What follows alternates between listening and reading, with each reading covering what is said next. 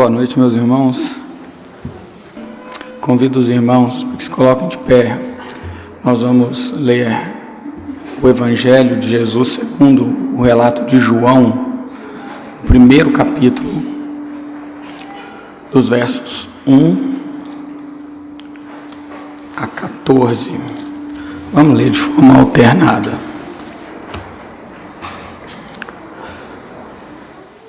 A palavra do Senhor diz assim: no princípio era o Verbo, e o Verbo estava com Deus, e o Verbo era Deus. Ele estava no princípio com Deus. Todas as coisas foram feitas por intermédio dele, e sem ele nada do que foi feito se fez. A vida estava nele, e a vida era a luz dos homens. A luz resplandece nas trevas, e as trevas não prevaleceram contra ela.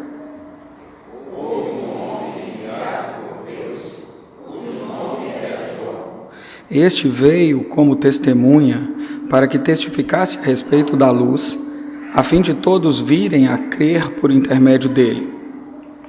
Ele não era a luz, mas veio para que testificasse a luz. A saber, a verdadeira luz, que vinda ao mundo ilumina a todo homem. O Verbo estava no mundo foi feito por intermédio dele, mas o mundo não o conheceu. Veio para o que era seu, e os seus não o receberam.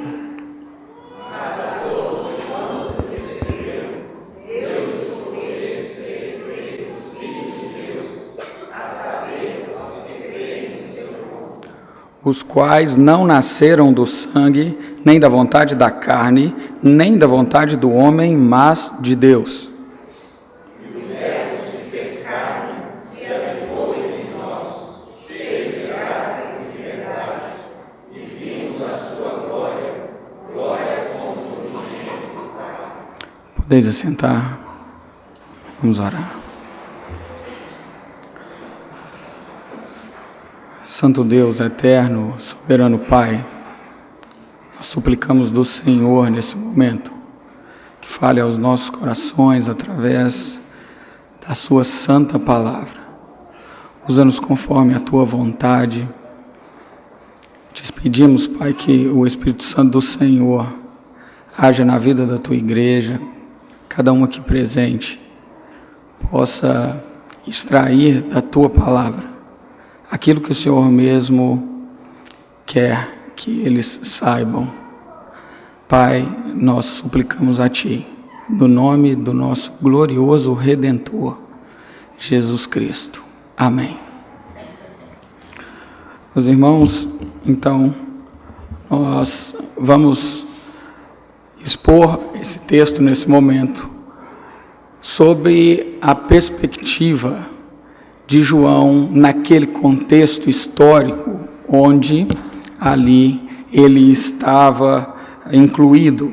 E nós vamos ver de 4 formas diferentes. Porque João, ao escrever esse evangelho, ele escreve esse evangelho especificamente para provar que Jesus é Deus. Se os irmãos observarem, os 3 evangelhos sinóticos, Mateus, Marcos e Lucas, cada um deles escrevem para observar uma característica do nosso Redentor. Então, Mateus escreve para falar que Jesus é rei, Marcos escreve para tratar Jesus como o servo, Lucas escreve para tratar Jesus como o homem perfeito. Agora, João não. João escreve para provar naquele contexto que Jesus é Deus. E por que ele faz isso? Porque o Evangelho está sofrendo um ataque gnóstico naquele momento. E os gnósticos são a mistura da fé judaica com a filosofia grega. E eles estavam ali deturpando o que a palavra do Senhor e o Senhor dizia. Então é nesse contexto que João escreve esse evangelho, porque os gregos, eles acreditavam e viam a vida com com um pressuposto dualista. Eles entendiam que a matéria era má e eles entendiam que o espírito era bom. E quando eles tratam a matéria como má, eles rejeitam a divindade de Cristo, porque Cristo não pode ser a matéria, porque a matéria era má. Então eles negam essencialmente os pilares da fé e dos ensinamentos de Cristo naquele momento. Pois bem, esse era o contexto de João. Mas e o nosso contexto? Como que nós trazemos isso para a nossa realidade? Nós não vivemos sob ataques gnósticos, mas nós vivemos sobre alguns ataques e alguns problemas vêm afligindo a igreja do Senhor. E um dos pontos nevrálgicos que nós entendemos na igreja é que falta na igreja o conhecimento de Deus. As pessoas falam que conhecem a Deus, as pessoas professam a Deus, mas o que elas vivem não refletem o que elas falam. E esse é um problema gravíssimo. E é sob esse contexto que nós devemos entender que nós precisamos conhecer o nosso glorioso Redentor. Esse é o tema do nosso sermão. Nós precisamos conhecer o nosso glorioso Redentor. Num primeiro momento nós vamos ver que esse Redentor, ele tem os mesmos atributos de Deus. No segundo momento nós vamos ver que ele faz as mesmas obras de Deus. Num terceiro momento nós veremos que ele veio para os seus e os seus o rejeitaram. E finalizando, nós veremos que por ele foi nos dado o privilégio de sermos feitos filhos de Deus. Então, mantenham suas Bíblias abertas e acompanhem, por favor, o nosso primeiro ponto. Inicia-se assim: no princípio era o Verbo. João não fala que no princípio foi o Verbo. João usa aqui o pretérito imperfeito e diz que no princípio era o Verbo. E isso é extremamente importante, porque ele está contrastando João 1:1 com Gênesis 1:1. No princípio era o Verbo, no princípio criou Deus. Então João está contrastando e correlacionando que no princípio, ou seja, quando tudo foi criado, o Verbo já existia. O Verbo preexiste ao começo, ele preexiste à história. O Verbo preexiste a tudo. Ele não foi criado, ele é. E assim, João nos mostra a primeira característica que observamos: o Verbo era eterno. E se nós pensarmos, eternidade é um atributo de Deus, é um atributo exclusivo de Deus. E eu e você, nós não entendemos eternidade.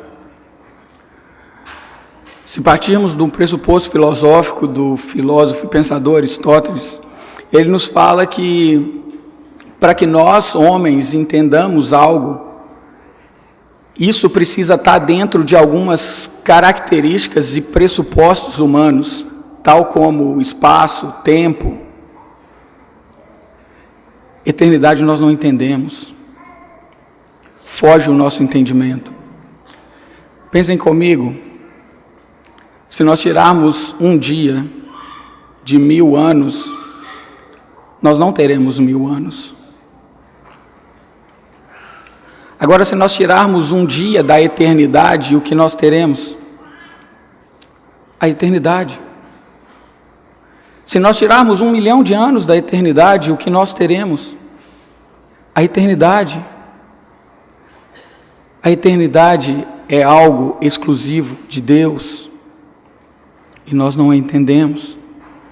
E João já começa aqui falando que no princípio era o Verbo, ou seja, o Verbo era eterno. O Verbo tem o mesmo atributo de Deus. Se o Verbo tem o mesmo atributo de Deus, o Verbo é Deus. Mas João continua. Ele fala que No princípio era o Verbo, e o Verbo estava com Deus. Quando nós voltamos lá para o original dessa expressão, estava com Deus, a expressão lá é estonteon, ela dá uma ideia de que estava frente a frente, estava face a face. E por que isso é importante? Porque se o Verbo estava face a face com Deus, ele era um ser pessoal, ele não era um ser impessoal. E por que João trata isso? Porque ele está defendendo que Jesus é Deus perante ataques gnósticos e da filosofia grega que afirmavam que Jesus era um ser impessoal. Mas aqui ele fala que não, Jesus é um ser pessoal. Ele estava com Deus, face a face. E ainda ele continua falando que o Verbo era Deus. E aqui ele resume toda a questão relacionada ao Verbo. Ele trata aqui do atributo divino, que o Verbo era Deus. E nesse momento nós temos que concordar com as palavras de C.S. Lewis. C.S. Lewis fala que nós temos que entender Deus, ou é fácil para nós entendermos Deus, se partirmos de 3 pressupostos, ou de 3 indagações. A primeira delas é que, se Jesus não era o que ele disse ser, ele era um mentiroso. Se Jesus não era o que ele pensava ser, ele era um louco. Agora, se Jesus era o que ele disse ser, ele era Deus. Foi ele que falou, eu e o Pai somos um.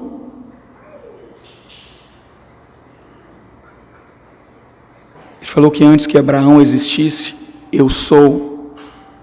E aí ele faz referência lá ao Antigo Testamento, quando Deus fala a Moisés, o povo vai me perguntar, o que eu falo? Fala que o eu sou mandou. Quando Jesus fala lá em João, ele fala que ele é o eu sou, o Yahvé. Então Jesus é Deus porque ele tem os mesmos atributos de Deus. João demonstra isso nessa verdade no primeiro versículo. Mas nós teremos que continuar e ver que Jesus realiza as mesmas obras de Deus. E aí nós partimos para o verso 2 e 3. Ele estava no princípio com Deus. Mas ele não estava passivamente. Ele estava ativamente em toda a criação. O verso 3 fala que todas as coisas foram feitas por intermédio dele. Sem ele nada do que foi feito se fez. Ele estava ativamente participando do processo criativo. E aí nós temos que entender 3 verdades. A primeira verdade é que a matéria não é eterna. A matéria não é eterna como pensavam os gregos. A matéria foi criada. O mundo foi criado. O mundo é criado de matéria e matéria e energia não criam a si mesmas. Teve um início, teve um criador, alguém muito maior que a matéria, que criou a matéria. Em segundo lugar, nós temos que entender que o mundo não é um resultado de uma evolução. No mesmo ano que o missionário fundador da Igreja Presbiteriana do Brasil, Ashbel Green Simonton, chegou ao Brasil em 1959. Em Londres, na Inglaterra, Charles Darwin lançava o seu livro, A Teoria das Espécies. E a partir de então, esse livro foi ensinado e é ensinado nas escolas e universidades como se fosse uma verdade absoluta. Mas aqueles que ensinam assim faltam com a verdade. Porque a teoria da evolução não tem a evidência das provas. O mundo não é resultado de um processo evolutivo. Mas o mundo também não surgiu espontaneamente. Ele não é fruto de um Big Bang. Não é inteligente pensarmos que um mundo com suas naturezas e leis tão harmônicas poderia ser fruto do acaso, de uma explosão. Se nós observarmos, se nós estivéssemos um pouco mais longe do Sol, nós estaríamos congelados. Se nós estivéssemos um pouco mais próximos do Sol, nós estaríamos queimados. O mundo foi criado pela mão do nosso glorioso Redentor. Todas as coisas foram feitas por intermédio dele. Sem ele, nada do que foi feito se fez. E aí nós podemos nos perguntar qual é o tamanho desse universo.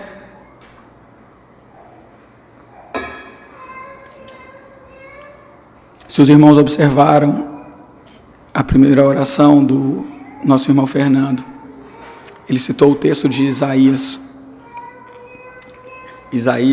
40. Isaías 40, verso 12, 15 e 26, nos falam o tamanho do nosso universo. Isaías capítulo 40, verso 12 fala assim: quem com a concha de suas mãos mediu as águas e tomou medida dos céus a palmos, quem recolheu na terça parte de um éfa o pó da terra e pesou os montes em romanas e os alteios em balança de precisão. Verso 15, eis que as nações são consideradas por ele como um pingo que cai de um balde. O verso 26 fala: levantai ao alto os olhos e vede. Quem criou estas coisas? Quem criou estas coisas? Aquele que faz sair o seu exército de estrelas, todas bem contadas, as quais ele chama pelo nome, e por causa da sua grande força e do seu grande poder, nem uma vem a faltar. Esse é o nosso glorioso Redentor que criou os céus e a terra. É esse Redentor que mede as águas com a concha de suas mãos. Ele mede os céus a palmos. Ele chama cada uma das estrelas pelo nome. E nenhuma delas faltam. Tamanho é o seu poder e a sua força. Mas se você perguntar a talvez um físico ou um astrônomo qual o tamanho desse universo, ele vai falar: não sei. Mas ele vai falar: o que nós temos de universo já observável é 93 bilhões de anos-luz de uma extremidade à outra. Para vocês terem uma ideia do que é isso, da Terra ao Sol, gasta-se 8 a 9 segundos aproximadamente na velocidade da luz, 300 mil quilômetros por hora. A ciência fala que de uma extremidade à outra do nosso universo tem 93 bilhões de anos-luz de distância. Esse é o macro-universo que nós espantamos com seus números estrondosos. Mas a ciência hoje está impressionada com o micro-universo. Se você pegar uma folha de uma planta ou uma gema de um ovo, você pode ter absoluta certeza que o seu mecanismo é algo muito mais complexo do que qualquer máquina que o homem jamais inventou.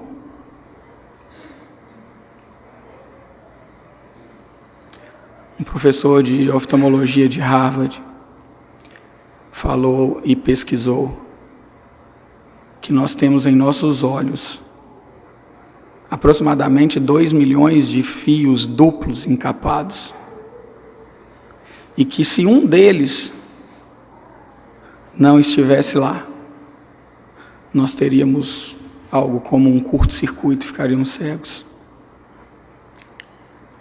A complexidade da criação de Deus. Tudo foi criado por intermédio dele. Sem ele, nada do que foi feito se fez. Mas João continua. Ele continua no verso 4. E a vida estava nele, e a vida era a luz dos homens. Ele é o doador da vida. Tudo o que tem vida é porque a vida deriva do nosso Redentor. Ele é o doador da vida. Por isso João prova categoricamente que o Verbo, Jesus, o nosso glorioso Redentor, Ele é Deus. Ele tem os mesmos atributos de Deus. Ele faz as mesmas obras de Deus.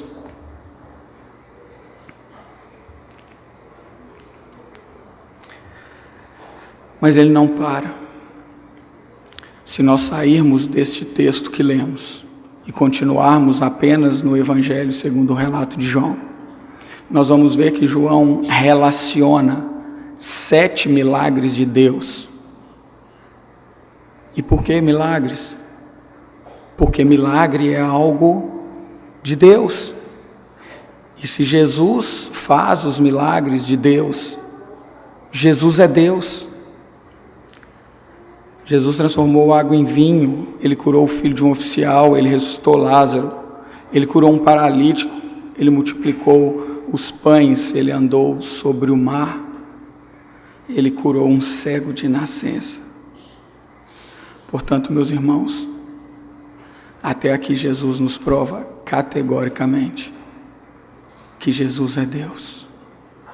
Ele tem os mesmos atributos de Deus, ele faz as mesmas obras de Deus. Ele é eterno, ele é pessoal, ele é divino, ele é autoexistente, ele é o doador da vida, o Criador, ele faz milagres. Mas ele não para.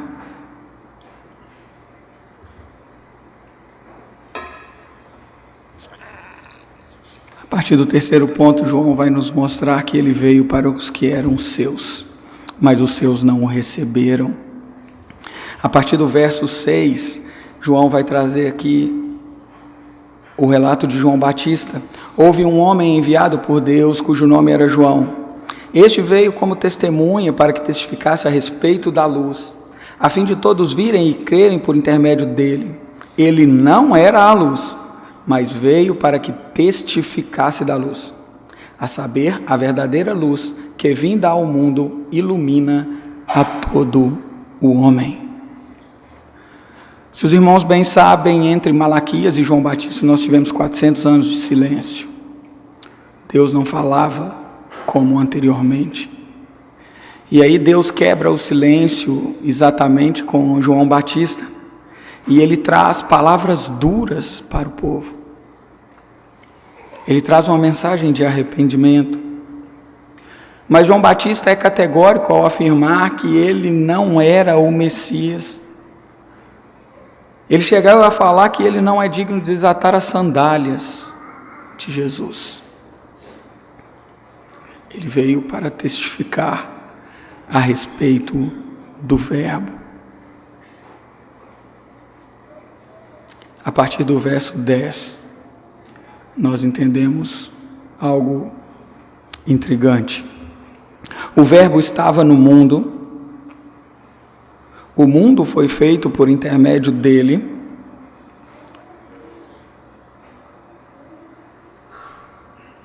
mas o mundo não o conheceu. O mundo foi feito por intermédio dele, mas o mundo não o conheceu. Existem 3 formas diversas da palavra mundo aqui. Primeiro, o Verbo estava no mundo, ele estava no mundo geográfico. O mundo foi feito por intermédio dele, o mundo físico, o mundo material. E o mundo não o conheceu. Qual mundo? As pessoas. O mundo não o conheceu. Ele trata específico de pessoas. E aí, continuando. Veio para os que eram seus, mas os seus não o conheceram. O Verbo foi rejeitado. Ele foi rejeitado pelos judeus. Ele foi rejeitado pelo povo de Israel, que não o receberam. E não foi por falta de evidências, por falta de fé. Evidências tinham de sobra. Todo o Antigo Testamento aponta para Cristo. Tudo que os judeus prezavam da lei aponta para Cristo. O templo aponta para Cristo. A arca aponta para Cristo. As festas judaicas apontam para Cristo. Desde Gênesis 3, no proto-evangelho, nós temos aquele que aponta para Cristo. Só que todas essas coisas foram sombras, porque na plenitude dos tempos ele veio. Ele veio nascido de mulher, nascido sobre a lei. Ele veio para ser o nosso Redentor, ele andou entre nós,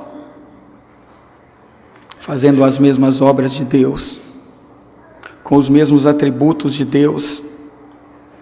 Por ele, os cegos passaram a ver, os surdos passaram a ouvir, os coxos foram curados, alguns foram ressuscitados. Mas a história fala que ele morreu.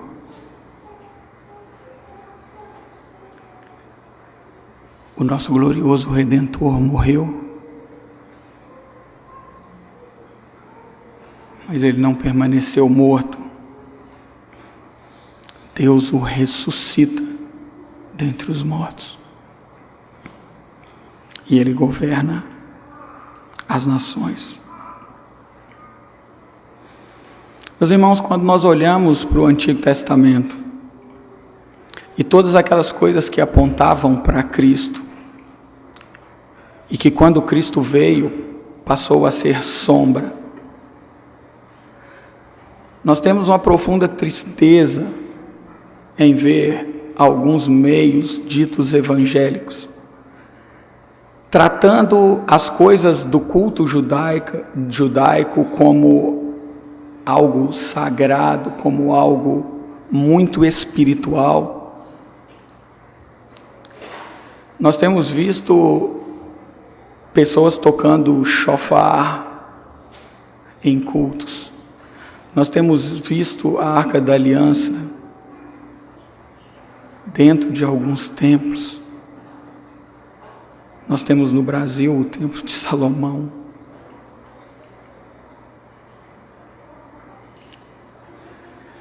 Isso causa uma tristeza, porque essas pessoas não enxergaram que o Messias veio. Ele veio e veio cumprir toda a lei.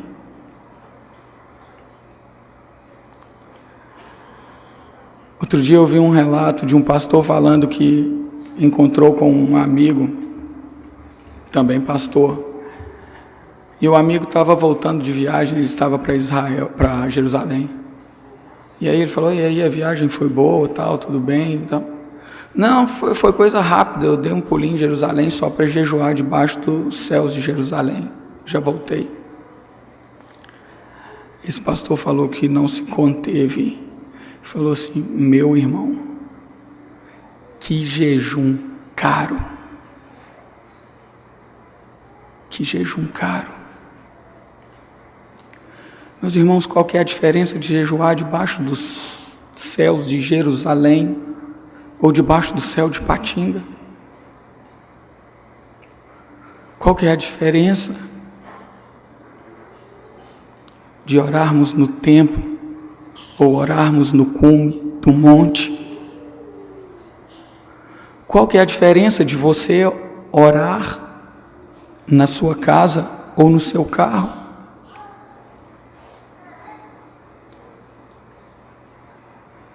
Importa que nós o adoramos em espírito e em verdade. O nosso glorioso Redentor veio. E todas essas coisas se passaram. Eles tiram o foco do Evangelho. O centro do Evangelho é Cristo. Tudo apontava para Ele. E Ele veio. Então, o apóstolo João continua o seu relato. E ele fala que ele veio para os que eram seus, mas os seus não o receberam. Presta atenção, a partir do versículo 12, nós vamos ver algo muito intrigante. Mas, toda vez que você vê uma adversativa na sua Bíblia, meu irmão, presta atenção nela. Mas, portanto, entretanto, entre mentes, toda vez que você vê uma adversativa, presta atenção, porque o autor vai falar daí para frente uma ideia contrastando com a ideia anterior. Então João aqui vem apresentando Jesus, falando que ele era o Verbo estava com Deus, o Verbo veio para os seus, mas os seus não o receberam. Agora ele fala assim, mas, por causa disso, porque ele veio para os que eram seus, e os seus não o receberam, mas a todos quantos o receberam, deu-lhes o poder de serem feitos filhos de Deus, a saber, os que creem em seu nome, os quais não nasceram do sangue, nem da vontade da carne, nem da vontade do homem, mas da vontade de Deus.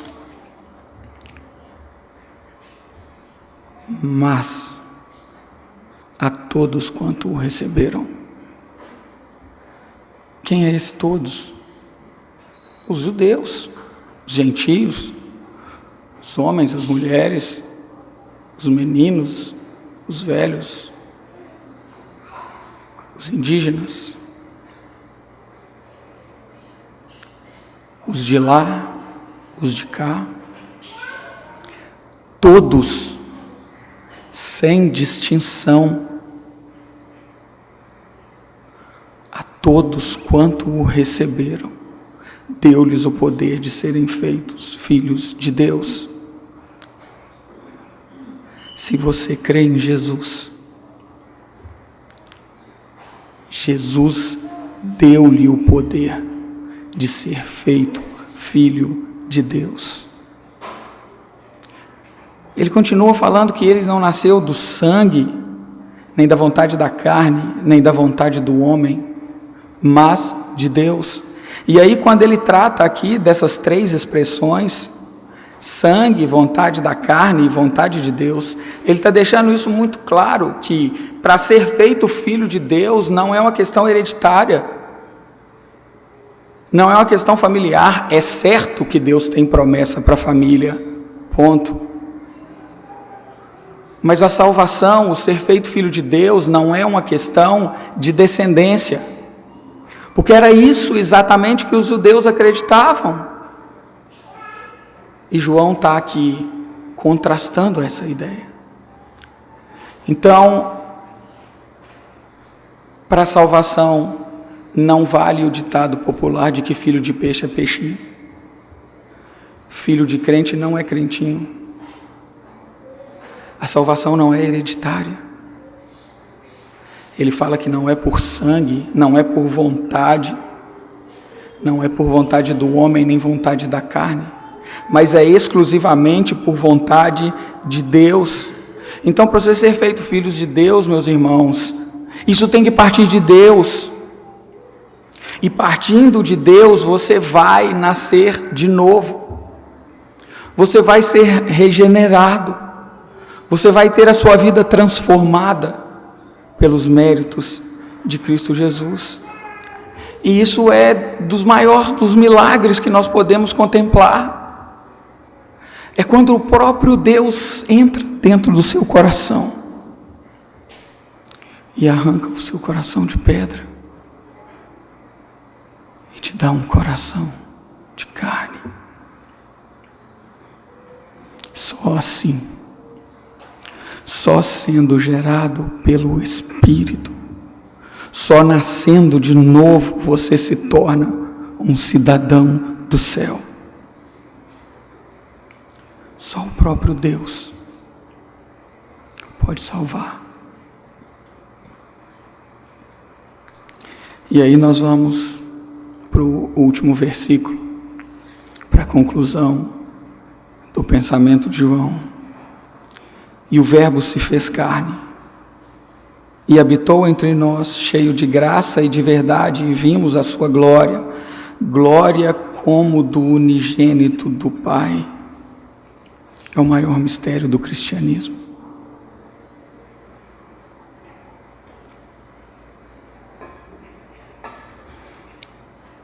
No início, ele relata que o Verbo era Deus. E agora, ele fala que o Verbo se fez carne. Então, o mesmo Verbo, no início, um ser transcendente, se humilha a ponto de se esvaziar. Se esvaziar. Se esvaziar. Se transformar num zigoto, num embrião, nascer de mulher, viver entre nós, comer a nossa comida, beber a nossa água, em tudo igual a nós, exceto no pecado. E esse ser transcendente, que é o Criador da vida, que é o ser autoexistente, vive no nosso meio. E mais do que isso, muito mais do que isso, Ele carrega os nossos pecados. Ele não só viveu no nosso meio, Ele levou sobre si os nossos pecados.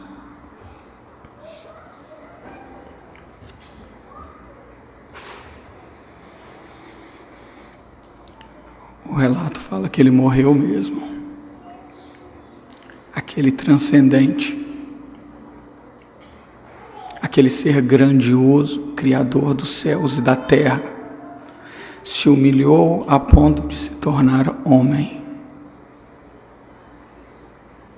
a carregar os seus pecados, os meus pecados, e a morrer a morte de cruz. Porque, meus irmãos, se você é salvo, você não é salvo porque os romanos condenaram Cristo. Você não é salvo porque Cristo sofreu algo físico terrível, sendo chicoteado, esbofeteado, humilhado. Não foi por isso que você é salvo. Isso fez parte de um processo. Mas se você é salvo, é porque naquele exato momento que Cristo estava na cruz do Calvário, Naquele madeiro ele pegou todos os seus pecados e carregou sobre os seus ombros. E ele aguentou o castigo sobre esses pecados que era sobre nós. Você deveria estar na cruz. Eu deveria estar na cruz. Mas o nosso Redentor se dispôs a estar por nós. E somente Ele podia fazer o que Ele fez. E assim, Ele pôde te dar vida. Assim, você pode ser feito filho de Deus. Porque Ele satisfez a ira do Pai. E na cruz do Calvário, a beber o cálice da ira, Ele bebeu até a última gota.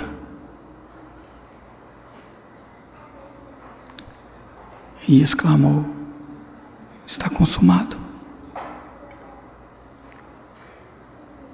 Está pago. Está pronto. Eu vim para fazer isso e fiz.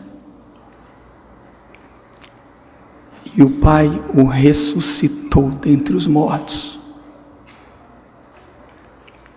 como forma de declarar publicamente que o sacrifício foi aceito, para declarar publicamente que para todos aqueles que Ele veio morrer, as dívidas estavam quitadas. E nós podemos ser feitos filhos de Deus.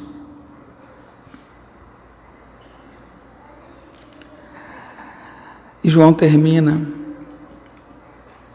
com uma expressão interessante, falando que o Verbo se fez carne e habitou entre nós, cheio de graça e de verdade. Isso é magnífico, meus irmãos. Isso é magnífico, porque imaginem vocês, se o Verbo tivesse habitado entre nós, cheio de justiça e de ira, nós estaríamos perdidos. Mas Ele habitou entre nós, cheios de graça e de verdade.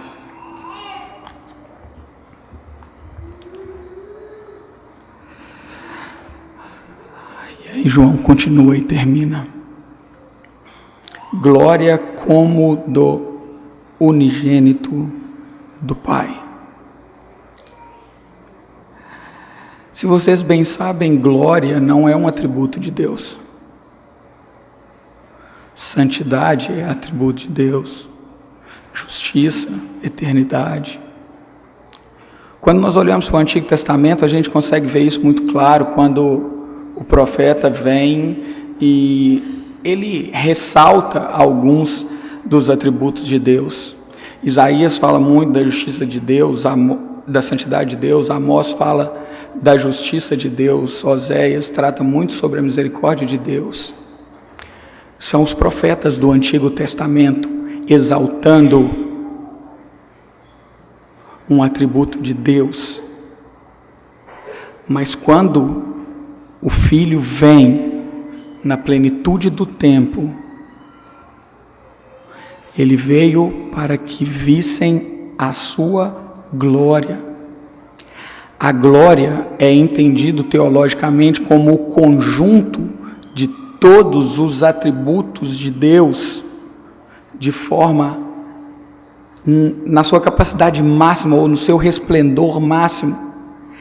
É a junção da santidade, da justiça, da misericórdia, da bondade, em sua magnitude. Isso tudo é a glória de Deus. E para isso que o Filho veio, para que vissem a sua glória, a glória como do unigênito do Pai. Ele não veio para ressaltar um atributo de Deus. Jesus veio para ressaltar todos os atributos de Deus na sua plenitude. Ele veio para ressaltar a glória do Pai.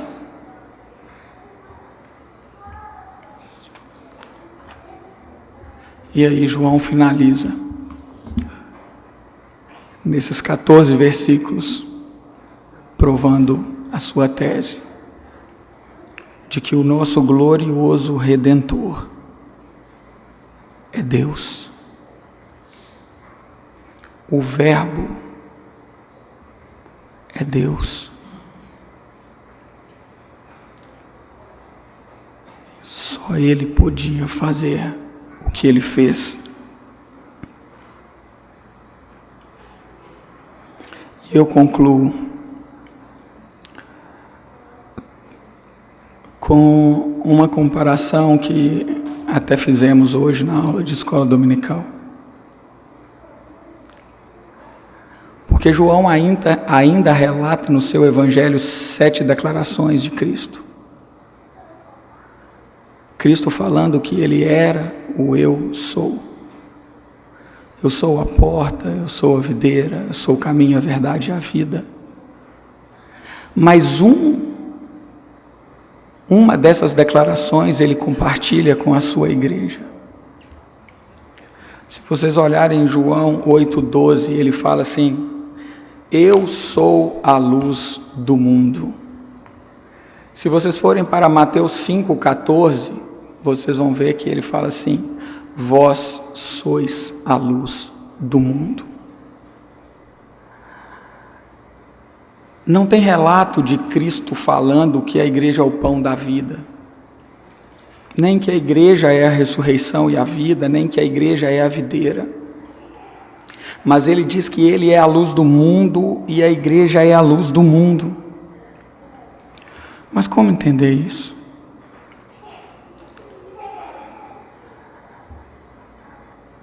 Presta atenção em duas perguntas. O sol brilha. O sol brilha porque ele tem luz própria. Jesus brilha. Jesus tem luz própria. Ele é o sol da justiça. Agora, a lua brilha. Sim, a lua brilha. Só que a lua brilha na medida que ela reflete a luz do sol. Ela não tem luz própria. E a igreja brilha à medida que ela reflete a luz de Cristo. A igreja não tem luz própria. A igreja foi dada a ela o privilégio e a ordenança de refletir a luz de Cristo. E aí eu termino com uma aplicação para as nossas vidas. Você tem refletido a luz de Cristo? Aquele verbo que era Deus se tornou carne, habitou em nosso meio, morreu no nosso lugar, ressuscitou e hoje governa as nações do seu trono de glória. Você reflete essa luz, porque foi nos dado essa ordem: vós sois a luz do mundo. A palavra do Senhor não fala que vós podereis ser a luz do mundo. Não. Vós sois a luz do mundo. E para você ser luz no mundo, somente se refletir a luz de Cristo. Porque nós não temos luz própria. Se a luz de Cristo não refletir em nós, nós não levaremos luz.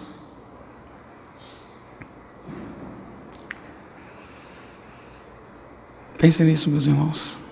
Eu suplico a Deus que essa pergunta te incomode alguns dias. Você tem sido luz.